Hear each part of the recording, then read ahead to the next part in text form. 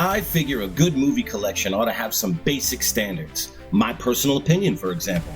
And if you're interested in seeing the best movies out there and maybe having a movie collection of your own one day, it's important you take my word as gospel. If you're gonna have a movie collection, you gotta have a Godzilla movie.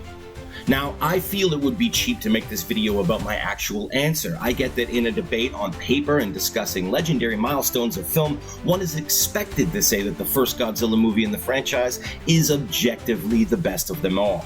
But since the most recent Godzilla -1 has come out, I'm comfortable saying that it's a better film than the original.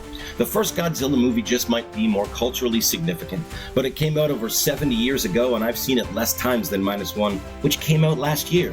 And we can get into better versus favorite in another video, but -1 is the king of Godzilla movies in my opinion. Now that that's out of the way, let's talk about your movie collection. Imagine a shelf with hard copies of all the movies you love so much and just had to buy them and put them on display.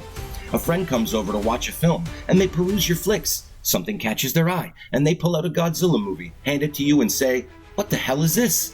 And you respond with, "Boy, oh boy, are you in for a ride? I bet you've never seen Godzilla Final Wars." They say, "I think I know what a Godzilla movie is like." And you say, "Yeah, with the motorcycle chases and the katana fights and the invisible ninjas and the military guys that look like M. Bison crossed with Sergeant Slaughter." I don't know what to tell you folks, but there's a Godzilla movie where futuristic ninja superheroes play out this whole martial arts cyber opera while Godzilla kicks the crap out of every monster that's ever been in Godzilla. You know how you never seem to care about the human story in a Godzilla movie? Well, this movie said, you don't have to, but they fight with swords on motorcycles and have superpowers, and hopefully that's entertaining. And it is. It's like watching a live-action anime. And I get that you want to have your own Criterion collection of only high-grade dramatic films that have been awarded Oscars, but that's not really what a movie collection is all about. You want to be the person who brings someone something they've never seen before, and you will be delivering them some serious entertainment. This movie has spaceship battles. Look, the first Godzilla movie was art and represented a force of destruction Japan could do nothing about, which was the atomic bomb. That's why Godzilla cannot be stopped. That's why Godzilla has atomic breath. -1 is the only other film in the franchise that takes this content seriously.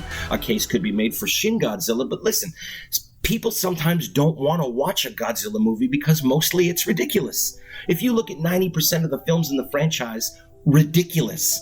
But if you personally like ridiculous, then this is the series for you, and Final Wars is the coolest ridiculous you're gonna find.